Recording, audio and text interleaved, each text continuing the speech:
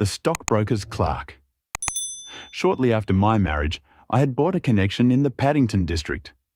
Old Mr. Farquhar, from whom I purchased it, had at one time an excellent general practice, but his age, and an affliction of the nature of St. Vitus's dance from which he suffered, had very much thinned it. The public not unnaturally goes on the principle that he who would heal others must himself be whole, and looks askance at the curative powers of the man whose own case is beyond the reach of his drugs. Thus, as my predecessor weakened, his practice declined, until when I purchased it from him, it had sunk from 1,200 to little more than 300 a year. I had confidence, however, in my own youth and energy, and was convinced that in a very few years the concern would be as flourishing as ever. For 3 months after taking over the practice, I was kept very closely at work, and saw little of my friend Sherlock Holmes, for I was too busy to visit Baker Street, and he seldom went anywhere himself save upon professional business.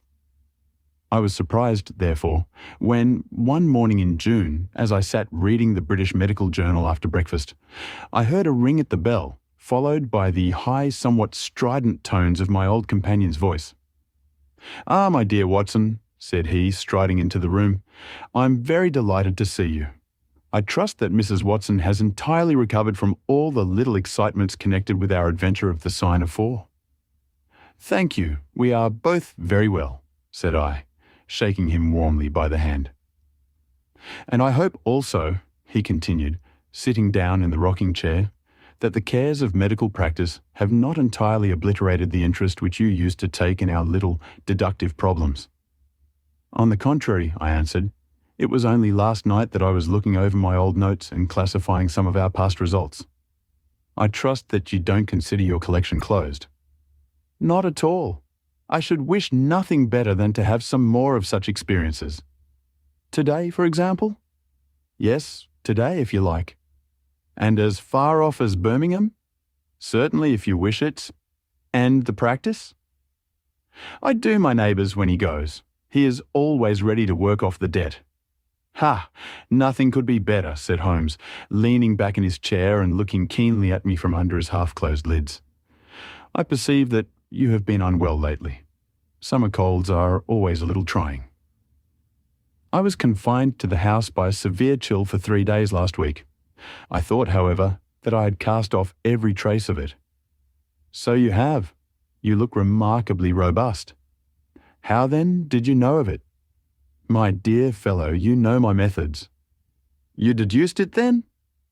"Certainly." "And from what?" "From your slippers." I glanced down at the new patent leathers which I was wearing. "How on earth—" I began, but Holmes answered my question before it was asked. "Your slippers are new," he said.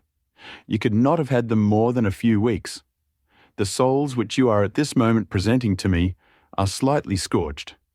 For a moment, I thought they might have got wet and been burned in the drying, but near the instep there is a small circular wafer of paper with the shopman's hieroglyphics upon it. Damp would of course have removed this.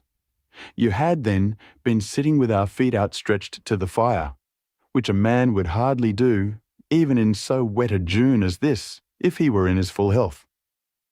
Like all Holmes's reasoning, the thing seemed simplicity itself when it was once explained. He read the thought upon my features, and his smile had a tinge of bitterness. "I'm afraid that I rather give myself away when I explain," said he. "Results without causes are much more impressive. You are ready to come to Birmingham, then?" "Certainly. What is the case?" "You shall hear it all in the train. My client is outside in a four-wheeler. Can you come at once?" "In an instant." I scribbled a note to my neighbour, rushed upstairs to explain the matter to my wife, and joined Holmes upon the doorstep. "Your neighbour is a doctor," said he, nodding at the brass plate. "Yes, he bought a practice as I did." "An old established one?" "Just the same as mine. Both have been ever since the houses were built." "Ah, then you got hold of the best of the two." "I think I did. But how do you know?" "By the steps, my boy. Yours are worn 3 inches deeper than his. But this gentleman in the cab is my client, Mr. Hall Pycroft." Allow me to introduce you to him. Whip your horse up, cabby, for we have only just time to catch our train." The man whom I found myself facing was a well-built, fresh-complexioned young fellow with a frank, honest face and a slight, crisp yellow moustache.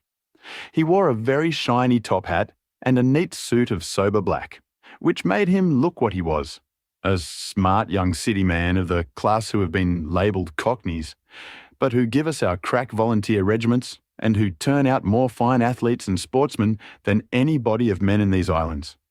His round, ruddy face was naturally full of cheeriness, but the corners of his mouth seemed to me to be pulled down in a half-comical distress.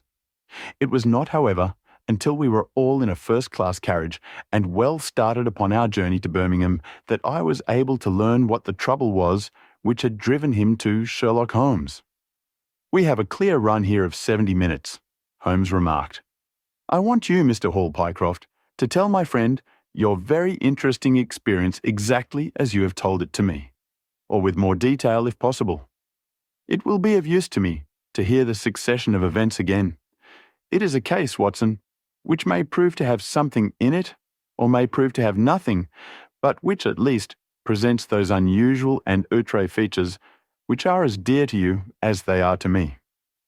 Now, Mr. Pycroft, I shall not interrupt you again." Our young companion looked at me with a twinkle in his eye. "The worst of the story is," said he, "that I show myself up as such a confounded fool. Of course it may work out all right, and I don't see that I could have done otherwise, but if I've lost my crib and get nothing in exchange, I shall feel what a soft Johnny I've been. I'm not very good at telling a story, Dr. Watson, but it is like this with me. I used to have a billet at Cox and Woodhouse's of Draper's Gardens, but they were let in early in the spring through the Venezuelan loan, as no doubt you remember, and came a nasty cropper. I had been with them 5 years, and old Coxon gave me a ripping good testimonial when the smash came, but of course we clerks were all turned adrift, the 27 of us. I tried here and tried there, but there were lots of other chaps on the same lay as myself, and it was a perfect frost for a long time. I had been taking £3 a week at Coxon's, and I'd saved about 70 of them, but I soon worked my way through that and out at the other end. I was fairly at the end of my tether at last, and could hardly find the stamps to answer the advertisements or the envelopes to stick them to. I had worn out my boots, paddling up office stairs, and I seemed just as far from getting a billet as ever. At last I saw a vacancy at Mawson Williams's, the great stockbroking firm in Lombard Street. I dare say EC is not much in your line, but I can tell you that this is about the richest house in London. The advertisement was to be answered by letter only. I sent in my testimonial and application, but without the least hope of getting it. Back came an answer by return, saying that if I would appear next Monday, I might take over my new duties at once, provided that my appearance was satisfactory. No one knows how these things are worked. Some people say that the manager just plunges his hand into the heap and takes the first that comes. Anyhow, it was my innings that time, and I don't ever wish to feel better pleased. The screw was £1 a week rise, and the duties just about the same as at Coxon's. And now I come to the queer part of the business. I was in diggings out Hampstead Way, 17 Potter's Terrace. Well, I was sitting doing a smoke that very evening after I'd been promised the appointment, when up came my landlady with a card which had Arthur Pinner, financial agent, printed upon it. I'd never heard the name before and could not imagine what he wanted with me. But, of course, I asked her to show him up. In he walked, a middle-sized, dark-haired, dark-eyed, black-bearded man, with a touch of the sheeny about his nose. He had a brisk kind of way with him and spoke sharply, like a man who knew the value of time. "Mr. Hall Pycroft, I believe?" said he. "Yes, sir," I answered, pushing a chair towards him. "Lately engaged at Cox and Woodhouse's?" "Yes, sir." "And now on the staff of Mawson's?" "Quite so." "Well," said he, "the fact is that I have heard some really extraordinary stories about your financial ability. You remember Parker, who used to be Coxon's manager? He can never say enough about it." Of course I was pleased to hear this. I had always been pretty sharp in the office, but I had never dreamed that I was talked about in the city in this fashion. "You have a good memory?" said he. "Pretty fair," I answered modestly. "Have you kept in touch with the market while you have been out of work?" he asked. "Yes, I read the stock exchange list every morning." "Now that shows real application," he cried. "That is the way to prosper. You won't mind my testing you, will you? Let me see. How are Ayrshire's? 106 and a quarter to 105 and 7/8. And New Zealand Consolidated? 104. And British Broken Hills? 7 to 7 and 6. "Wonderful!" he cried with his hands up. "This quite fits in with all that I had heard. My boy, you are very much too good to be a clerk at Mawson's." This outburst rather astonished me, as you can think. "Well," said I, "other people don't think quite so much of me as you seem to do, Mr. Pinner. I had a hard enough fight to get this berth, and I am very glad to have it." "Oh, man, you should soar above it. You are not in your true sphere. Now, I'll tell you how it stands with me. What I have to offer is little enough when measured by your ability, but when compared with Mawson's, it's light to dark. Let me see, when do you go to Mawson's?" "On Monday." "Ha, ha. I think I would risk a little sporting flutter that you don't go there at all." "Not go to Mawson's?" "No, sir. By that day, you will be the business manager of the Franco-Midland Hardware Company, Limited, with 134 branches in the towns and villages of France, not counting one in Brussels and one in San Remo." This took my breath away. "I never heard of it," said I. "Very likely not. It has been kept very quiet, for the capital was all privately subscribed, and it's too good a thing to let the public into. My brother, Harry Pinner, is promoter, and joins the board after allotment as managing director.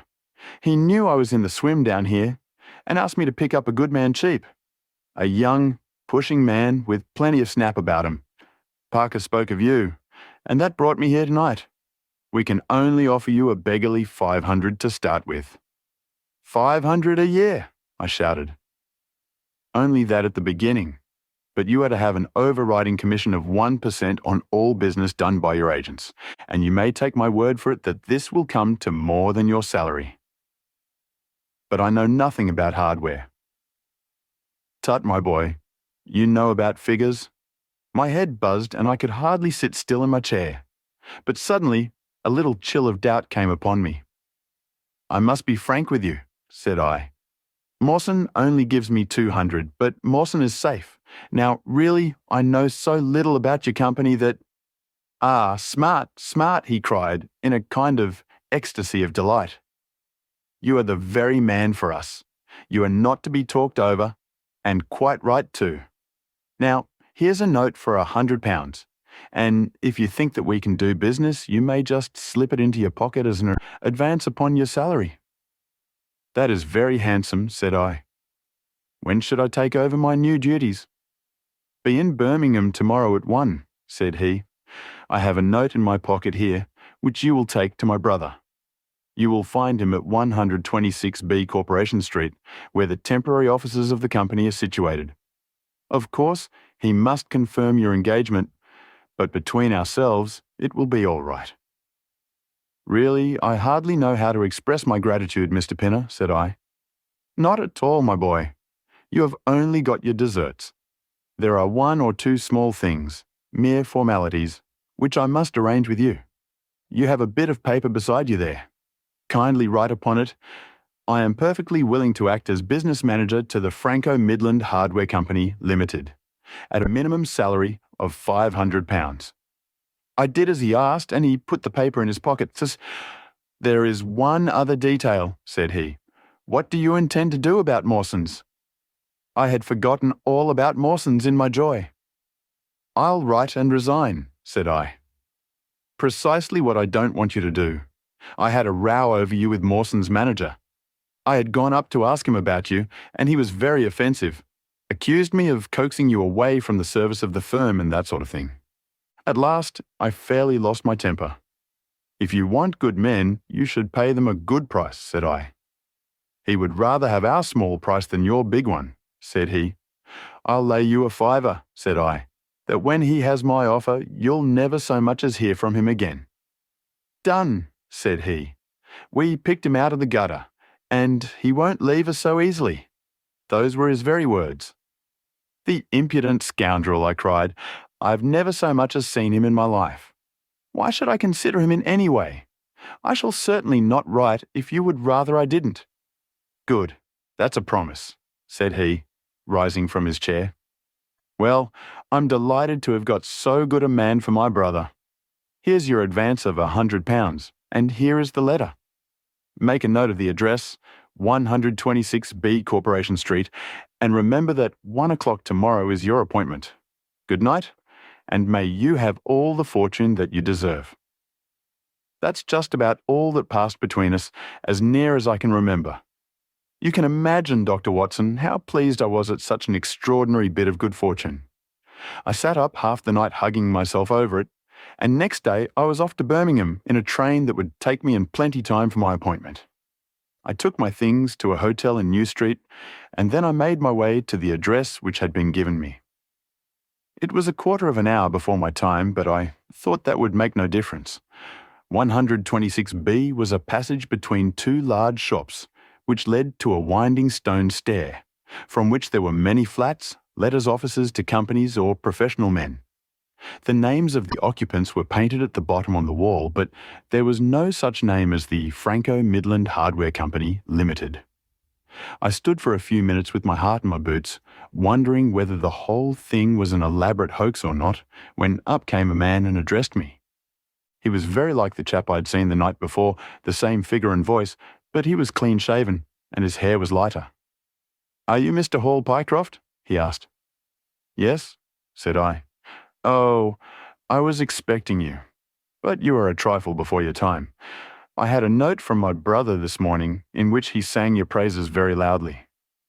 I was just looking for the officers when you came. We have not got our name up yet, for we only secured these temporary premises last week. Come up with me, and we will talk the matter over." I followed him to the top of a very lofty stair, and there, right under the slates, were a couple of empty, dusty little rooms, uncarpeted and uncurtained, into which he led me. I had thought of a great office with shining tables and rows of clerks, such as I was used to, and I dare say I stared rather straight at the 2 deal chairs and 1 little table, which, with a ledger and a waste paper basket, made up the whole furniture. "Don't be disheartened, Mr. Pycroft," said my new acquaintance, seeing the length of my face. "Rome was not built in a day, and we have lots of money at our backs, though we don't cut much dash yet in offices. Pray sit down, and let me have your letter." I gave it to him, and her read it over very carefully. "You seem to have made a vast impression upon my brother Arthur," said he, "and I know that he is a pretty shrewd judge. He swears by London, you know, and I by Birmingham, but this time I shall follow his advice. Pray consider yourself definitely engaged." "What are my duties?" I asked. "You will eventually manage the great depot in Paris, which will pour a flood of English crockery into the shops of 134 agents in France. The purchase will be completed in a week, and meanwhile you will remain in Birmingham and make yourself useful." "How?" For answer, he took a big red book out of a drawer. "This is a directory of Paris," said he, "with the trades after the names of the people. I want you to take it home with you, and to mark off all the hardware sellers with their addresses. It would be of the greatest use to me to have them." "Surely there are classified lists," I suggested. "Not reliable ones. Their system is different from ours. Stick at it, and let me have the lists by Monday at 12. Good day, Mr. Pycroft. If you continue to show zeal and intelligence, you will find the company a good master." I went back to the hotel with the big book under my arm and with very conflicting feelings in my breast. On the one hand, I was definitely engaged and had £100 in my pocket. On the other, the look of the officers, the absence of name on the wall, and other of the points which would strike a businessman, had left a bad impression as to the position of my employers. However, come what might, I had my money, so I settled down to my task. All Sunday I was kept hard at work, and yet by Monday I had only got as far as H. I went round to my employer, found him in the same dismantled kind of room, and was told to keep at it until Wednesday, and then come again. On Wednesday, it was still unfinished, so I hammered away until Friday, that is, yesterday. Then I brought it round to Mr. Harry Pinner. "Thank you very much," said he. "I fear that I underrated the difficulty of the task. This list will be of very material assistance to me." "It took some time," said I. "And now," said he, "I want you to make a list of the furniture shops, for they all sell crockery." "Very good. And you can come up tomorrow evening at 7 and let me know how you are getting on. Don't overwork yourself. A couple of hours at Day's Music Hall in the evening would do you no harm after your labours." He laughed as he spoke, and I saw with a thrill that his second tooth upon the left-hand side had been very badly stuffed with gold. Sherlock Holmes rubbed his hands with delight, and I stared with astonishment at our client. "You may well look surprised, Dr. Watson, but it is this way," said he.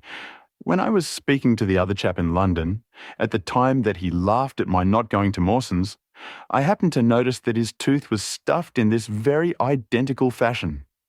The glint of the gold in each case caught my eye, you see. When I put that with the voice and figure being the same, and only those things altered which might be changed by a razor or a wig, I could not doubt that it was the same man. Of course, you expect two brothers to be alike, but not that they should have the same tooth stuffed in the same way." He bowed me out, and I found myself in the street, hardly knowing whether I was on my head or my heels. Back I went to my hotel, put my head in a basin of cold water, and tried to think it out. Why had he sent me from London to Birmingham? Why had he got there before me? And why had he written a letter from himself to himself?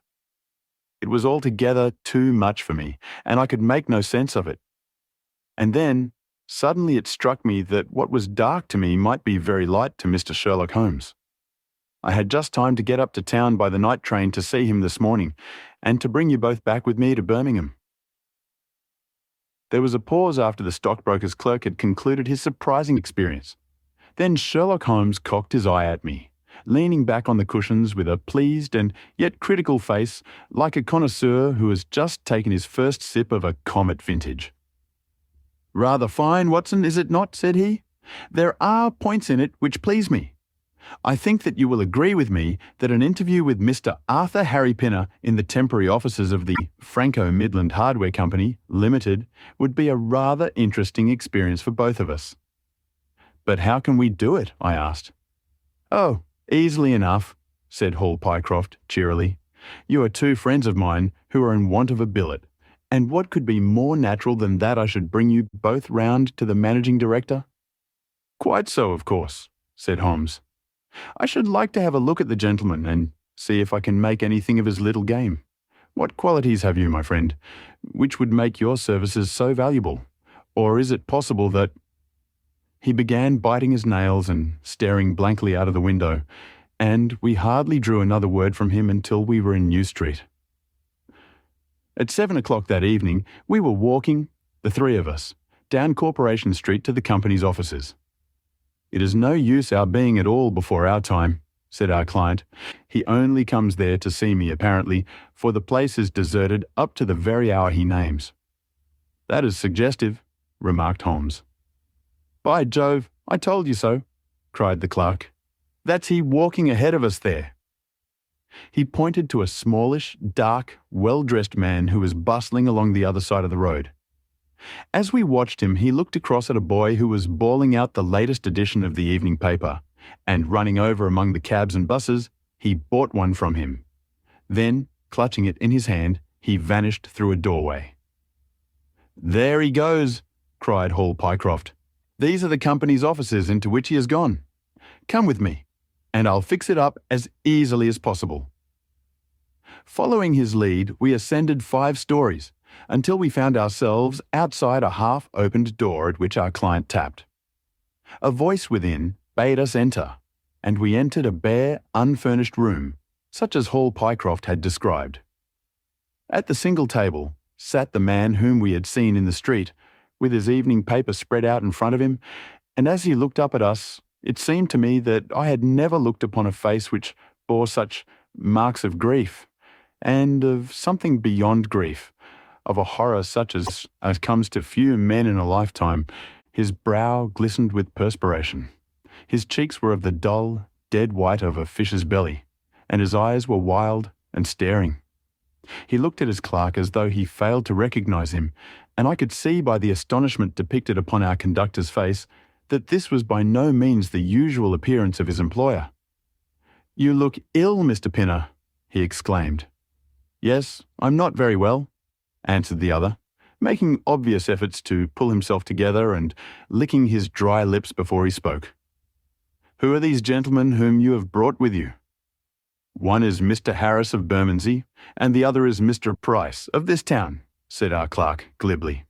"They are friends of mine, and gentlemen of experience, but they have been out of a place for some little time, and they hoped that perhaps you might find an opening for them in the company's employment." "Very possibly, cried Mr. Pinner with a ghastly smile. "Yes, I have no doubt that we shall be able to do something for you. What is your particular line, Mr. Harris?"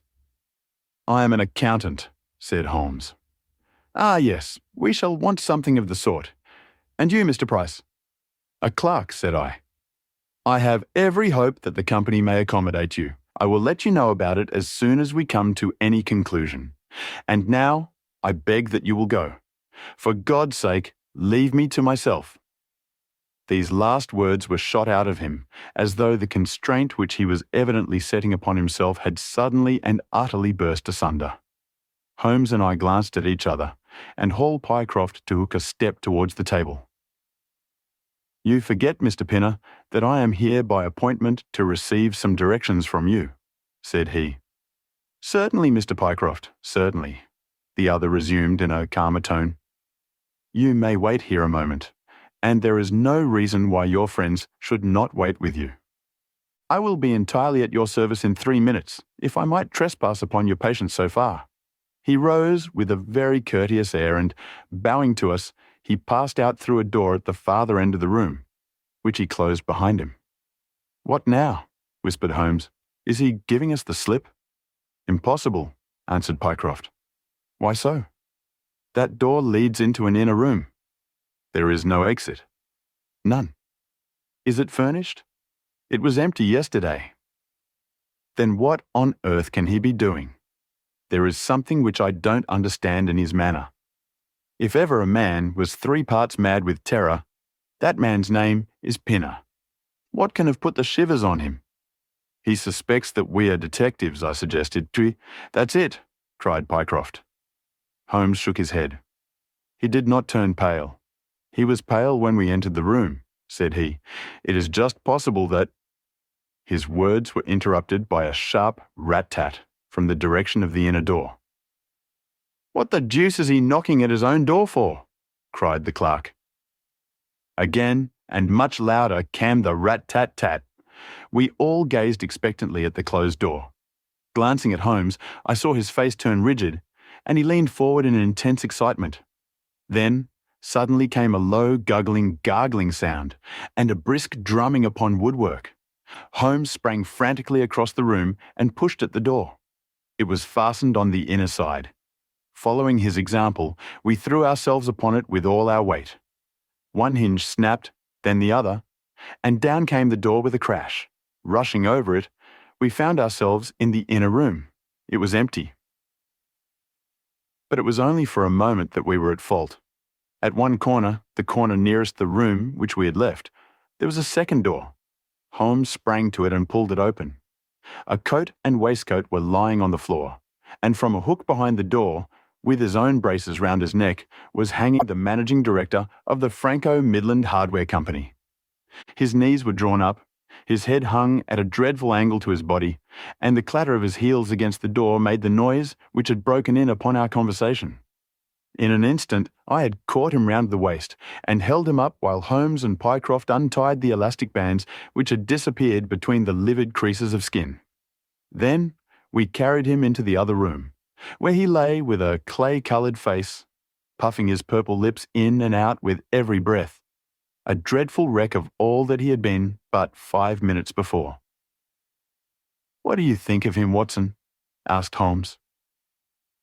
I stooped over him and examined him. His pulse was feeble and intermittent, but his breathing grew longer, and there was a little shivering of his eyelids which showed a thin, white slit of ball beneath. "It has been touch and go with him," said I, "but he'll live now. Just open that window and hand me the water carafe." I undid his collar, poured the cold water over his face, and raised and sank his arms until he drew a long, natural breath. "It's only a question of time now," said I as I turned away from him.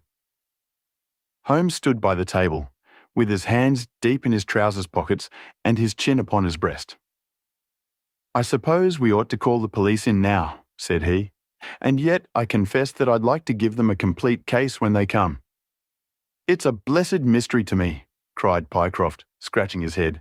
"Whatever they wanted to bring me all the way up here for, and then—" "Pooh, all that is clear enough," said Holmes impatiently. "It is this last sudden move." "You understand the rest, then?" "I think that it is fairly obvious. What do you say, Watson?" I shrugged my shoulders. "I must confess that I am out of my depths," said I. "Oh, surely, if you consider the events at first, they can only point to one conclusion." "What do you make of them?" "Well, the whole thing hinges upon 2 points. The first is the making of Pycroft write a declaration by which he entered the service of this preposterous company. Do you not see how very suggestive that is?" "I'm afraid I missed the point." "Well, why did they want him to do it? Not as a business matter, for these arrangements are usually verbal, and there was no earthly business reason why this should be an exception. Don't you see, my young friend, that they were very anxious to obtain a specimen of your handwriting, and had no other way of doing it? And why?" "Quite so. Why? When we answer that we have made some progress with our little problem, why? There can be only one adequate reason. Someone wanted to learn to imitate your writing, and had to procure a specimen of it first. And now, if we pass on to the second point, we find that each throws light upon the other. That point is the request made by Pinner that you should not resign your place, but should leave the manager of this important business in the full expectation that a Mr. Hall Pycroft, whom he had never seen, was about to enter the office upon the Monday morning. "My God," cried our client, "what a blind beetle I've been. Now, you see the point about the handwriting. Suppose that someone turned up in your place who wrote a completely different hand from that in which you had applied for the vacancy. Of course the game would have been up.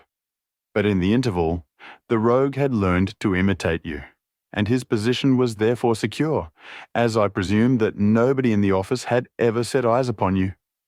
"Not a soul," groaned Hall Pycroft. "Very good. Of course it was of the utmost importance to prevent you from thinking better of it, and also to keep you from coming into contact with anyone who might tell you that your double was at work in Mawson's office. Therefore, they gave you a handsome advance on your salary and ran you off to the Midlands, where they gave you enough work to do to prevent your going to London, where you might have burst their little game up. That is all plain enough. But why should this man pretend to be his own brother? Well, that is pretty clear also. There are evidently only 2 of them in it. The other is impersonating you at the office. This one acted as your engager, and then found that he could not find you an employer without admitting a third person into his plot, that he was most unwilling to do. He changed his appearance as far as he could, and trusted that the likeness, which you could not fail to observe, would be put down to a family resemblance. But for the happy chance of the gold stuffing, your suspicions would probably never have been aroused." Hall Pycroft shook his clenched hands in the air. "Good Lord," he cried. "While I've been fooled in this way, what has this other Hall Pycroft been doing at Mawson's? What should we do, Mr. Holmes? Tell me what to do." We must wire to Mawson's. They shut at 12 on Saturdays. Never mind. There may be some doorkeeper or attendant. Ah, yes, they keep a permanent guard there, on account of the value of the securities that they hold. I remember hearing it talked of in the city. Very good. We shall wire to him and see if all is well, and if a clerk of your name is working there. That is clear enough. But what is not so clear is why, at sight of us, one of the rogues should instantly walk out of the room and hang himself. The paper, croaked a voice behind us. The man was sitting up, blanched and ghastly, with returning reason in his eyes, and hands which rubbed nervously at the broad red band which still encircled his throat. The paper, of course, yelled Holmes, in a paroxysm of excitement. Idiot that I was. I thought so must of our visit that the paper never entered my head for an instant. To be sure, the secret must be there. He flattened it out upon the table, and a cry of triumph burst from his lips. Look at this, Watson, he cried. It is a London paper, an early edition of the Evening Standard. Here is what we want. Look at the headlines. Crime in the City. Murder at Mawson Williams's. Gigantic attempted robbery. Capture of the criminal. Here, Watson, we are all equally anxious to hear it, so kindly read it aloud to us. It appeared from its position in the paper to have been the one event of importance in town, and the account of it ran in this way. A desperate attempt at robbery, culminating in the death of one man and the capture of the criminal, occurred this afternoon in the city. For some time back, Mawson Williams, the famous financial house, have been the guardians of securities, which amount in the aggregate to a sum of considerably over £1 million sterling. So conscious was the manager of the responsibility which devolved upon him in consequence of the great interests at stake that safes of the very latest construction have been employed, and an armed watchman has been left day and night in the building. It appears that last week a new clerk named Hall Pycroft was engaged by the firm. This person appears to have been none other than Paddington, the famous forger and cracksman, who, with his brother, had only recently emerged from a 5 years' spell of penal servitude. By some means, which are not yet clear, he succeeded in winning, under a false name, this official position in the office, which he utilised in order to obtain moulding of various locks and a thorough knowledge of the position of the strong room and the safes. It is customary at Mawson's for the clerks to leave at midday on Saturday. Sergeant Tucson of the City Police was somewhat surprised, therefore, to see a gentleman with a carpet bag come down the steps at 20 minutes past 1. His suspicions being aroused, the sergeant followed the man and with the aid of Constable Pollock succeeded, after a most desperate resistance, in arresting him. It was at once clear that a daring and gigantic robbery had been committed. Nearly £100,000 worth of American railway bonds, with a large amount of scrip in mines and other companies, was discovered in the bag. On examining the premises, the body of the unfortunate watchman was found doubled up and thrust into the largest of the safes, where it would not have been discovered until Monday morning, had it not been for the prompt action of Sergeant Tucson. The man's skull had been shattered by a blow from a poker delivered from behind. There could be no doubt that Paddington had obtained entrance by pretending that he had left something behind him, and having murdered the watchman, rapidly rifled the large safe, and then made off with his booty. His brother, who usually works with him, has not appeared in this job as far as can at present be ascertained, although the police are making energetic inquiries as to his whereabouts.